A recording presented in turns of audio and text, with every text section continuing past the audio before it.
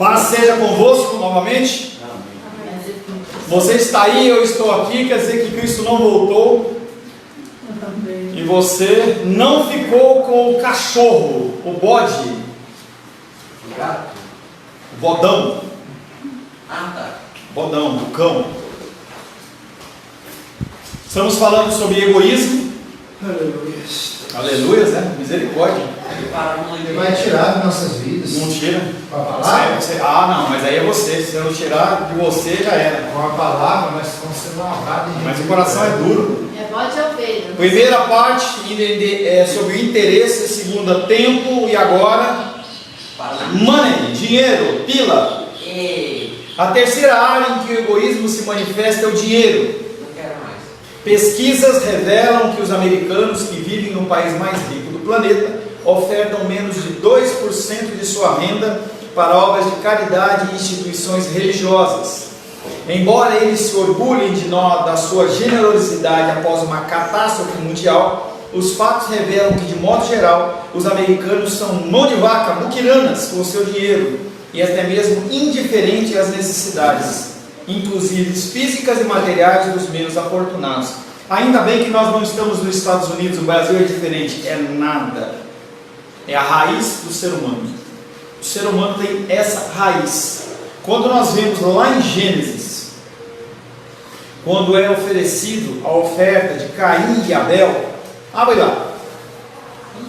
Gênesis.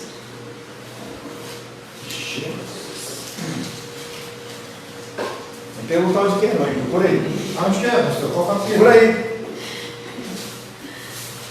Formação do homem.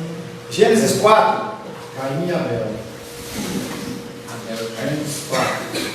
Primeiro homicídio, versículo de número 8. Não, senhor. Não? Descendentes dela.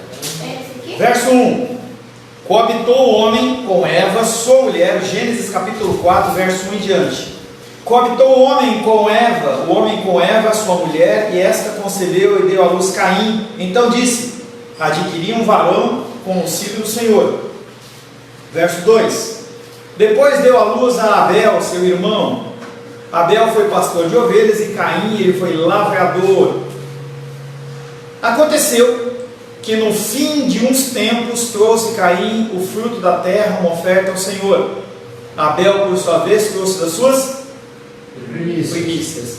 Quando que Caim levou a oferta dele? Depois que ele comeu do melhor da terra. Ele colheu, escolheu o que era melhor, o que era mais gostoso, comeu. Aí o resto ele foi e levou para Deus. E Abel trouxe das primícias do seu rebanho e da gordura desse. E a palavra de Deus diz: agradou-se o Senhor de Abel e de sua oferta, ao passo que de Caim e de sua oferta ele não se agradou, porque Caim foi o quê? Egoísta.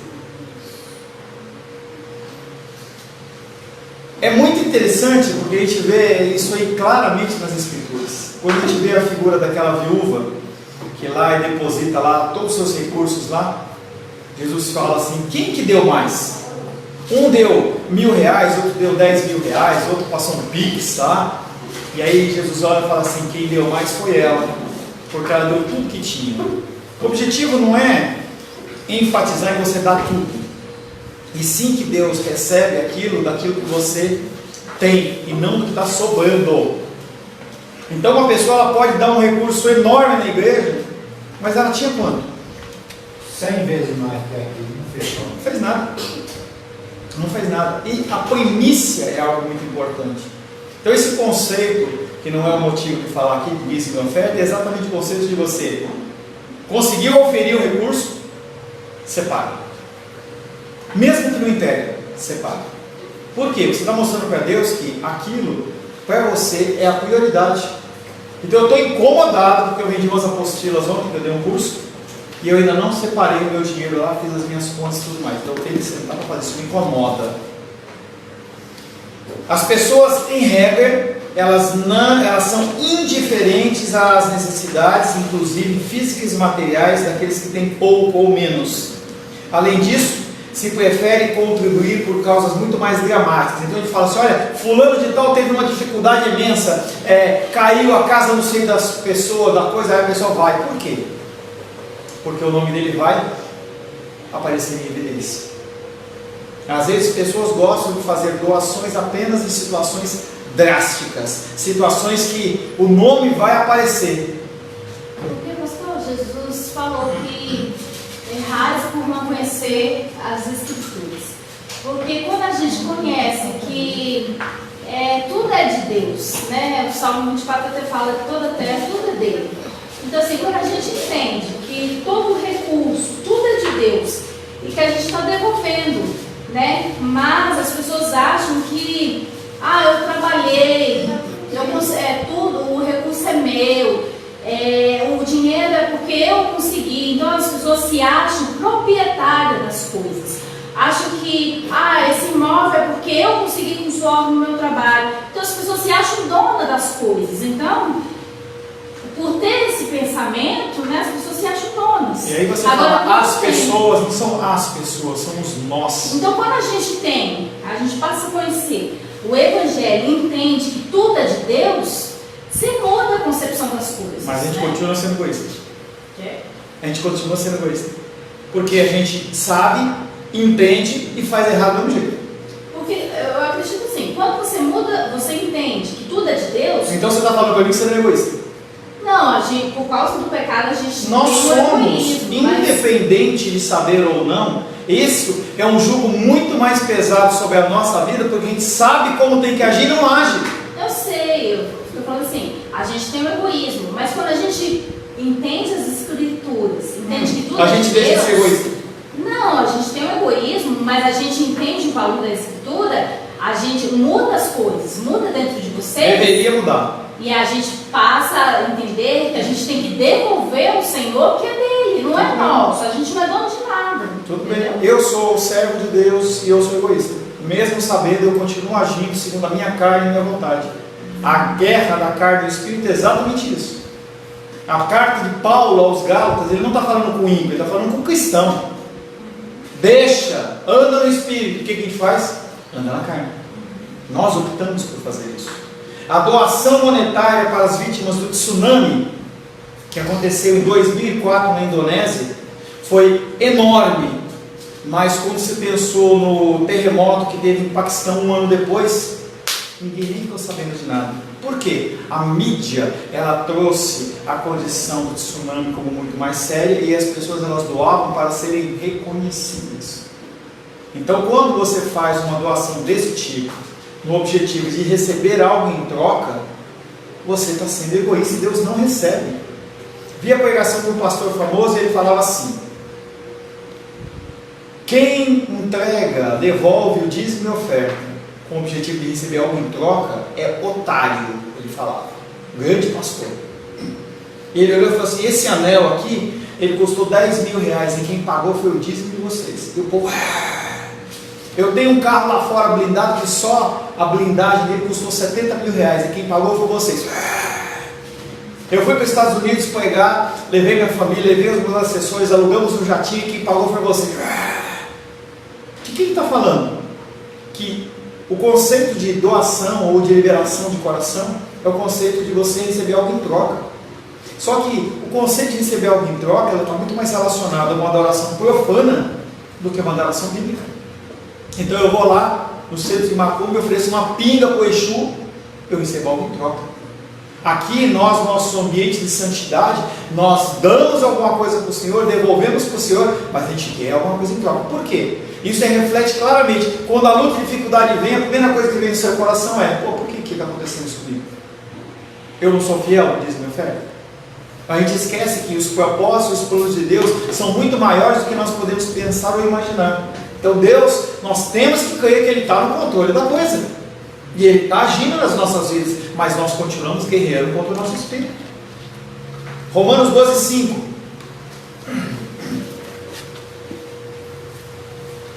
André, por gentileza.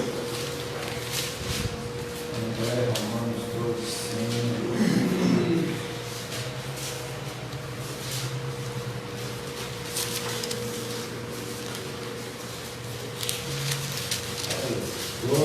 5. Ajuda ele, Daniel. Nos diz assim: assim também nós, conquanto muitos. Não. É sim. Então eu estou com o texto 12, errado. 5. Então eu estou com o texto, eu estou com a referência errada.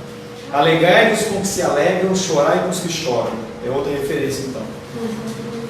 Acha, André, por gentileza, 1 João 3,17 então. 1 João. Mapa 1 João. É o 15. É o 15? 12, 15. Então André vai Romanos 12,15 e o André vai ler 1 João. Alegrai-vos com os que se alegram, chorai com os que choram. O que o apóstolo Paulo está falando aí é: nós temos que tanto nos alegrar com aqueles que estão alegres, como chorar com os que choram. E aí o que é isso? Quando a pessoa está com dificuldade, a gente conseguir chorar com a pessoa também. Não é só chorar, de ajudar, de estar sempre junto. Mas o que acontece conosco? Quando nós vimos alguém numa situação ruim, a gente se afasta. Eu já tenho meus problemas. 1 João 3,17.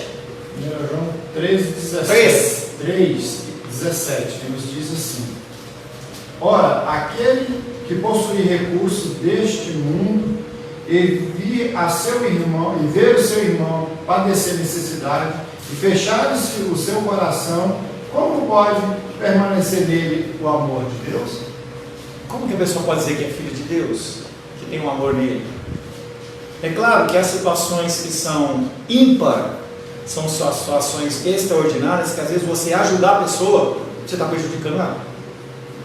A pessoa está tão acostumada naquela vida lá de ser uma pessoa que usa e abusa dos outros, que se você ajuda, você não está ensinando ela.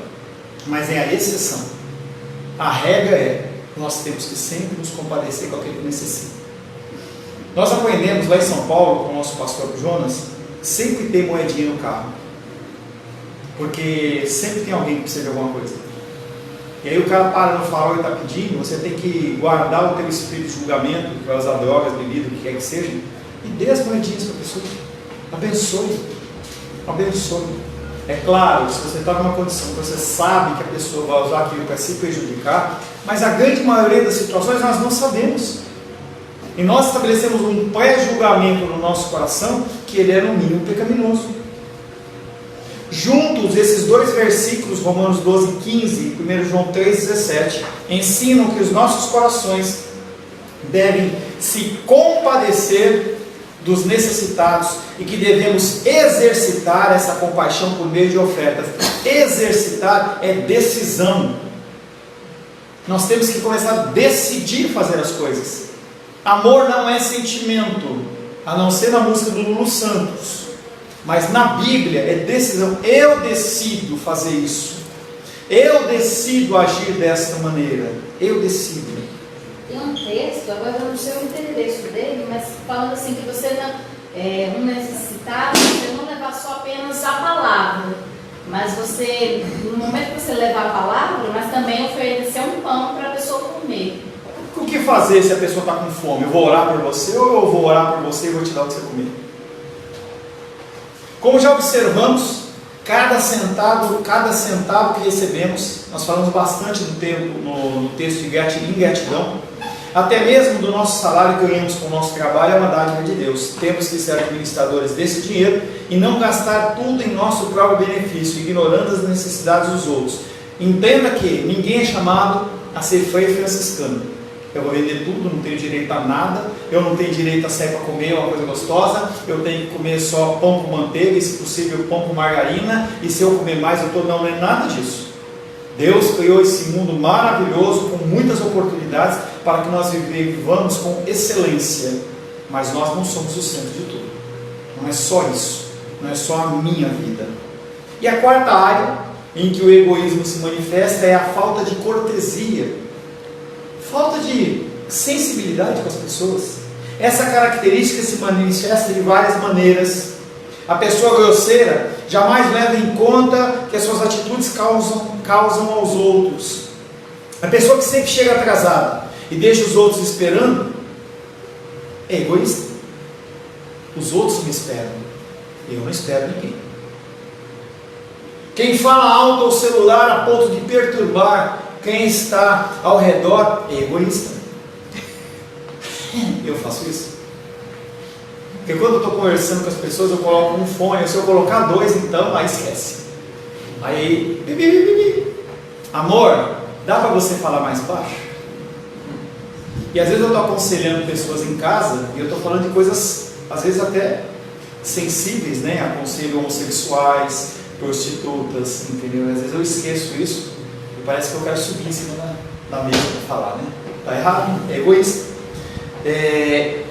Assim como é descortês o adolescente que larga sua bagunça na cozinha para outro limpar. É claro que a gente não deixa, e a minha filha ela já aprendeu isso, mesmo que seja 2 da manhã, ela vai lá e faz de manhã. E quando deixa no quarto? Ixi, eu não sei, aí depois você fala com a minha filha, porque tem sempre um copo lá também. Mas isso aí é normal, né? Não tem nada a ver, né, Lúcio? Nada a ver. Né, Léo? Nada a ver. Nada a ver isso aí. Bobeira, entendeu? Às vezes tem mais louça no quarto do que... Bom, E nada a ver, né? nada a ver, tá? Nada a ver. Sempre que não damos a mínima para o efeito que nossas atitudes exercem sobre as pessoas, nós somos egoístas e grosseiros, nós pensamos apenas em nós mesmos. Também deixamos de levar em conta os sentimentos das pessoas. Muitos cristãos são grosseiros e até demais, com garçons, balconistas, ou no mínimo indiferentes aos seus sentimentos, pessoas que acham que as pessoas estão ali para servir, ponto final. Você tem que ter tempo.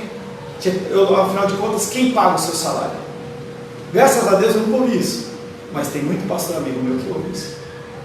A pessoa não olha o horário que o cara acorda, o horário que vai dormir, não olha, mas a pessoa ela tem que estar sempre à disposição. É interessante quando eu vejo essas postagens sobre dízimo na internet, e aí eu fico imaginando, eu não escrevo não, eu fico imaginando, essa pessoa fica falando isso, tempo do Velho Testamento e tal, aí eu fico imaginando, quando morreu o familiar dele, será que ele vai pensar assim? Quando ele precisar de um apoio, de um auxílio, de uma instrução, será que ele vai pensar assim? Não vai, ele vai querer o direito dele. Em vez de sermos rudes e indiferentes, podemos sem nenhum gasto de energia iluminar o dia de alguém com um simples obrigado. Dentro de uma mesa, de um restaurante, quando a pessoa te serve, você fala obrigado? Ou nem olha para a cara da pessoa? A pessoa cuja atitude é eu falo o que eu penso, não tenho papas na língua, dou o que doer, ela é egoísta, ela é grosseira. Eu não levo desaforo para casa, egoísta, grosseiro. Quem que gosta de conviver com uma pessoa dessa? Que fala o que está pensando, sem medidas, na lata, não espera o momento certo. Não é deixar de falar o que tem que ser falado, e sim falar no momento certo. Exortar não é apontar o dedo, nem dar tapa na cara. Exortar é trazer próximo e você falar para que a pessoa se corrija. Nós temos que falar. Você não falar é covardia. Você falar sem medida é egoísmo. Você vê como a linha é muito tênue, é muito fina entre uma coisa ser certa e ser pecaminosa? Esse tipo de gente nem considera a possibilidade da outra sentir-se envergonhada, humilhada ou magoada. Sua única preocupação é: eu tenho que dizer o que eu penso. Devemos buscar não apenas os nossos interesses, mas também os dos outros. Se ampliarmos o significado de interesse para as necessidades e preocupações dos nossos semelhantes, veremos que a pessoa altruísta, aquela que pensa no próximo, sempre equilibra suas necessidades e preocupações com as terceiros. A medida é equilíbrio. Você tem que ser duro na medida certa. Estava ontem falando com os alunos lá sobre liderança. E eu falei de uma série de estilos de liderança. E aí as pessoas perguntaram: qual que é o estilo certo? Nenhum, e todos. O único que tem um estilo de liderança único é Deus. Ele é autocrático. Se você traduzir essa característica de Deus, vai falar que ele é tirano, déspota. Deus é, porque ele não consulta ninguém. A decisão dele é de cima para baixo e acabou. Ele olha para Jó e fala: onde você estava quando eu pintei as estrelas do céu, ou criei o beija-flor. Onde você está? O nosso Deus, Ele é soberano. As outras autoridades, todas elas são subordinadas a Ele. E nós temos que entender essa característica de Deus, mas não para nós queremos aplicar na nossa vida. Eu não posso ser autocrático todo o tempo. Em certas coisas eu tenho que ser dessa maneira. Em outras coisas você pode ser mais maleável. Nós temos que ser equilibrados. O grande problema do cristão, falta de equilíbrio. Ou um dos grandes problemas do cristão, falta de equilíbrio. Ou ele é muito extremo de um lado, ou muito extremo do outro. Ou ele acredita nos dons do Espírito Santo, ou ele acredita 100% só na palavra. E eu não posso misturar isso. E as pessoas, elas ficam em embates, porque elas querem que a posição delas seja única. E está errado. Por outro lado, o egoísta não só é indiferente às necessidades alheias, como espera que as pessoas satisfaçam suas necessidades e desejos. Eu não gosto de ajudar, mas eu quero ser ajudado. Eu não gosto de ligar para o meu irmão quando ele está doente, mas se as pessoas não ligarem para mim, quando eu estou passando uma necessidade, a pessoa tem que me ajudar. Mas quando a pessoa precisa, eu não vou ajudar, porque afinal de contas eu tenho que cuidar de mim. Essa forma de egoísmo é vista nos casamentos, em que cada cônjuge acha que o outro deve atender às suas necessidades, em que cada um não pense como servir o outro. Houve um tempo, a Rosane vai lembrar, em que nós lemos 5 linguagens do amor. Lembra que a gente leu esse livro? A gente falou assim, resolvemos. A Rosângela tem os desejos dela e as vontades dela, eu tenho os meus desejos e vontade. Vamos ler esse livro? E aí eu descubro quais são os desejos e necessidades da Rosângela, ela descobre o que é meu, e a gente vai ficar satisfeito. É como se todo dia, você na mesa de almoço, aí eu gosto de picanha, aí o outro gosta de linguiça, tem os dois. Olha que coisa boa. Aí nós começamos a ler o livro e começamos a tentar aplicar. Mas nós descobrimos que tanto os desejos dela como os meus, eles nunca são satisfeitos. É como se você colocar areia num saco furado. Ele não fica cheio nunca. Ou seja, o ser humano, ele é insatisfeito na sua totalidade. E nunca eu e Rosângela vamos ser satisfeitos se a gente for pensar desse jeito. Por isso que a premissa de Deus é, nós temos que pensar no outro. Então eu olho o meu desejo é fazer com que ela seja feliz, a vontade dela é que eu seja feliz. Aí o que acontece? Naturalmente as coisas elas se encaixam. Não que a gente não disputa, não que a gente não briga, não é isso. Mas tem muito mais momentos bons do que ruins. Isso tem que ser o equilíbrio. O nosso maior exemplo de abnegação é o Senhor Jesus Cristo, que embora fosse rico, se tornou pobre. 2 Coríntios 8:9. Menise. 8, 9.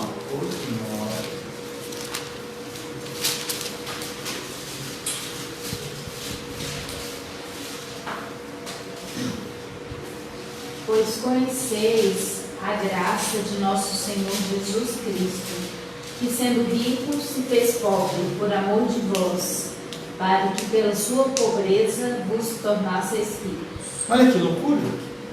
O maior exemplo que nós temos que tomar, alguém que era rico, como Deus, como Cristo, e ele abriu mão disso, para que nós pudéssemos ter riqueza e vida em abundância. Filipenses capítulo 2, verso 5, Luísa.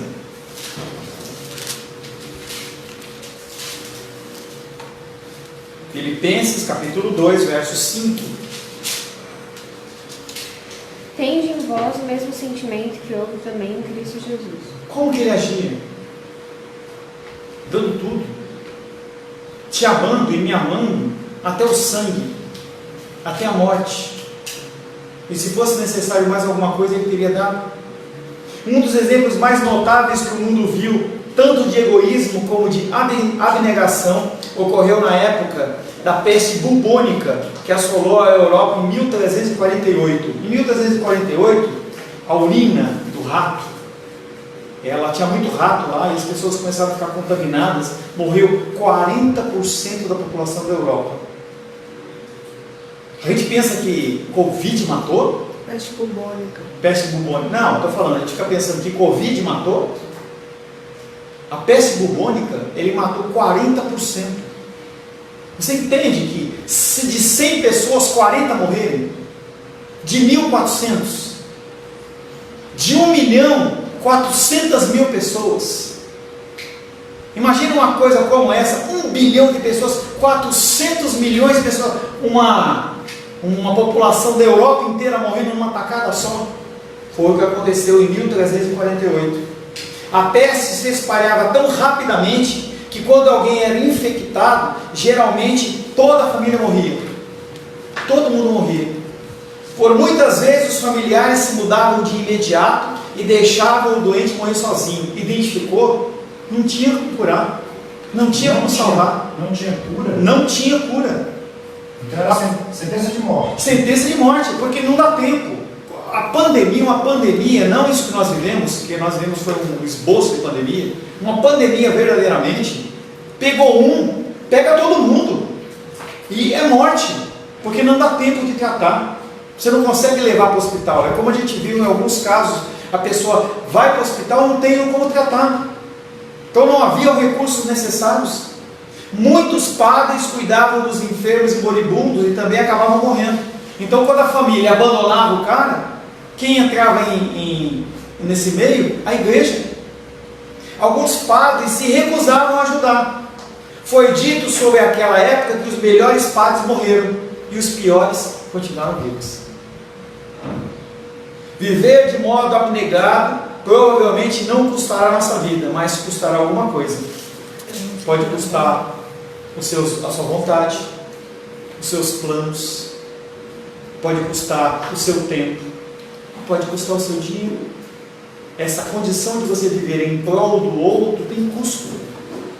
Talvez nós não tenhamos que entregar a nossa vida para Cristo. Pode ser que não. O cenário ele está movendo-se muito rápido, com uma perseguição enorme na igreja. Igrejas que proclamam o Evangelho, elas vão ser crucificadas pelas próprias igrejas, que são inclusivistas e que tudo pode, está tudo certo. Custará mostrarmos o interesse nas preocupações e nos interesses dos outros. Custará também o aprendizado de sermos sensíveis às emoções e aos sentimentos alheios. É difícil, é trabalhoso. É mudança de comportamento, é mudança de pensamento. Nós temos que mudar primeiro aqui. Mas como que a gente vai mudar aqui se não há quem fale? Se a pregação é: você é vitorioso, é um anjo aqui, e você dá e recebe, como que as pessoas vão mudar? Como que você vai melhorar a sua saúde, se você quando for no médico, o médico não fala que você está doente? Você entende que isso não é algo apenas da minha pessoa, mas é de todos nós. Você tem ouvido a palavra de Deus, e o que você tem feito com isso? Ou você só é cristão de domingo? O egoísmo, ele é bastante comum nos lares entre os membros da família. Fora de casa, geralmente nos comportamos melhor e agimos como pessoas educadas. Embora muita gente seja egoísta, não importa onde esteja. Muitos filhos, você fala do filho, não, aqui em casa ele é tremendo. Ele ajuda, ele conversa, ele fala. Ué, que pessoa é essa? Não conheço essa pessoa. Em casa, porém, colocamos de lado as restrições artificiais que não fazem parte do nosso verdadeiro caráter. Como é difícil enxergarmos o nosso próprio orgulho. Seria bom pedir que os familiares apontassem as áreas em que o nosso egoísmo se manifesta. O que iria acontecer se nós sentássemos uma vez por semana, uma vez por mês em família e falasse assim: escreve o que você vê de defeito em mim? Será que os pais eles ouviriam os filhos? Ou os filhos ouviriam os pais? Contudo, devemos fazer isso sem adotarmos uma postura defensiva e sem partirmos para a retaliação, apontando assim o egoísmo da outra pessoa. Ah, você está falando que eu sou isso, mas você também é. Lembra daquele dia? Lembra daquela situação? Lembra que você falou aquilo para mim? Aquele dia você não me deu, né? Outro dia eu fiz um negócio com a minha filha. Aí eu cheguei, ela falou assim: eu estou te devendo R$1. Você precisa te pagar? Aí eu falei assim, precisa? Ainda mais que a moeda de R$1 vai para porquinho, né? Aí ela chegou um livro para ela, eu cheguei e falei assim, e aí, né? Você não vai pagar esses livros que você está pegando, não? Já paguei tudo. Aí ela veio, deu os 10 reais e falou assim, não esquece os 80 centavos. Se você cobrou de mim R$1, eu posso cobrar de você 80 centavos. A gente faz isso direto, gente. A gente faz isso direto. A nossa memória, ela guarda todos os prós e contras que as pessoas fizeram para a gente usar no momento certo. Aí eu perdoei, perdoou nada. Perdoou nada. Seria bom que os familiares apontassem as áreas em que os nossos egoísmos se manifestam. Contudo, devemos fazer isso sem adotarmos uma postura defensiva e sem partirmos para apontar o egoísmo da outra pessoa.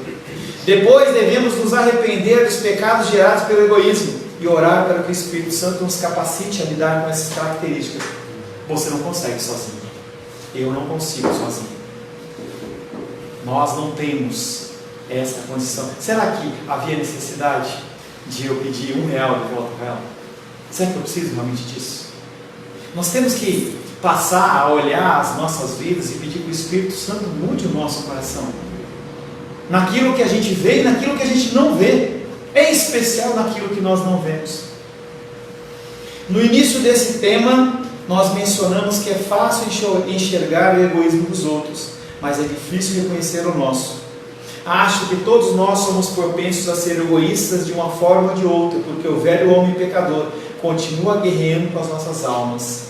Eu já falei isso aí, eu vou falar de novo. Lutero, certa vez, Lutero, um homem reformador, na época da reforma, ele era um padre católico, e ele falava assim, quando eu me batizei, eu pensei que eu tinha matado o velho homem, mas depois eu descobri que o infeliz sabia nadar.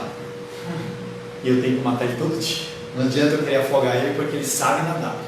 Nosso velho homem, ele sabe nadar. E nós temos que lutar contra ele todos os dias. Assim, não se considere egoísmo, achando que ele não se aplica a você, mesmo lavado pelo sangue do Cordeiro. Mesmo.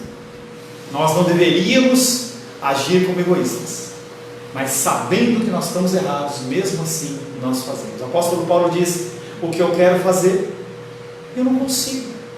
E o que eu não quero fazer é isso que eu faço. E faz bem. Que eu não devo. Não devo. E a gente faz bem feito. Parece que a gente, fez faculdade, pós-graduação em ser pecador, né? Ore para que o Espírito Santo lhe dê evidências do egoísmo em sua vida e deixe que ele use seus familiares como agentes dele para esse fim. Nós vivemos em família exatamente nesse contexto. Família, marido, esposa, filhos, igreja, amigos. E nós temos que sempre estar utilizando as ferramentas que nos são necessárias ou são utilizadas por Deus para apontar os nossos pecados. E o egoísmo, ele está na nossa cara, só a gente que não vê. Às vezes a gente tira a máscara, às vezes a gente coloca a máscara, mas enraizado no nosso coração está o egoísmo. E a gente precisa cada vez mais pedir que Deus, através do seu Espírito Santo, nos convença do pecado, da justiça e do juízo. Jesus ele falou na oração do Pai Nosso, né? No final, falando assim, que perdoa as nossas dívidas, né? Assim como nós temos, perdoa as nossas dívidas, assim como nós temos perdoado os nossos devedores, né? E é uma questão que a gente, se a gente for pensar, né? Será que temos perdoado mesmo? Não tem muito a ver com egoísmo isso, tá? Apesar de ser um mandamento do Senhor, não tem a ver muito com egoísmo, tá? Senhor, em nome de Jesus, agradecemos a Ti porque pudemos nesta manhã meditar sobre o egoísmo. Nós, Pai, nos escondemos nas nossas características, nos nossos pensamentos, nas nossas razões. E na verdade, Pai querido, o que nós temos a oferecer é nada de bom, apenas a Tua presença dentro dos nossos corações. Queremos entregar o nosso egoísmo na Tua presença, pedir Pai querido que o Senhor nos convença, nos traga, Pai querido, esta certeza para que nós possamos também ser mais uma vez purificados deste pecado. Oramos em nome de Jesus. Amém. Graças ao nosso bom, querido e amado Deus. Agradeço a Deus pela sua vida, que esteve comigo nesta manhã. Que Deus ele possa realmente estar. Quem está fazendo esse barulho aí? É você? Está com ansiedade do que, cara? Agradeço a Deus porque você esteve comigo aí hoje. A palavra ela tem que ser pregada, mas ela também tem que ser ouvida. E eu agradeço a Deus porque te trouxe nessa manhã, seja de forma presencial, seja de forma virtual. Tenha certeza que aquele que vos fala não é isento de nenhum desses pecados. Eu tenho a plena consciência de que não há ninguém mais pecador nesta igreja do que eu, menos digno, menos capaz de amar ao Senhor do que qualquer um de nós. E eu oro para que Deus ele possa cada vez mais nos transformar, cada vez mais nós possamos ser conformados à figura de Cristo. À noite estaremos novamente às 19 horas, vamos iniciar a meditação em 1 Pedro capítulo 4, nós finalizamos o capítulo 3 na semana passada. Quero convidar você a estar conosco, seja de uma forma presencial, seja de uma forma virtual. Que o amor de Deus Pai, que a graça salvadora de Jesus Cristo, que a consolação do doce Espírito Santo seja sobre a nossa vida hoje e sempre. Amém. Vamos em paz e que o Senhor nos abençoe.